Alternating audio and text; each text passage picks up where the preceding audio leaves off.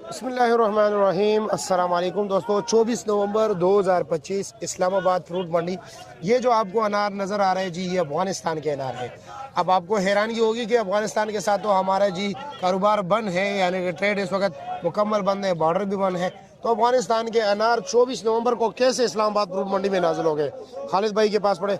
खालिद भाई, ये बताएं कि अनार कैसे यहाँ पे नाजिल हो गए जी? भाईजान, हमारा तो उनके साथ कारोबार बंद हो गया, लेकिन ये जो है ना अभी ट्रांजिट हुआ। ट्रांजिट उसको कहते हैं अफगानिस्तान से ईरान, ईरान से फिर यहाँ पे। अच्छा जी, अफगानिस्तान से ईरान के रास्ते पाकिस्तान आए हुए। इसका सिर्फ 40 लाख रुपए कस्टम है।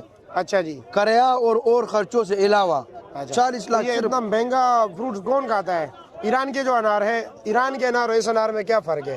अनार में बहुत फर्क है, इसका अपना जायका होता है। अच्छा। पूरी दुनिया में कंधार का अनार बहुत मशहूर है। अच्छा, जो इसका famous- रेट क्या है?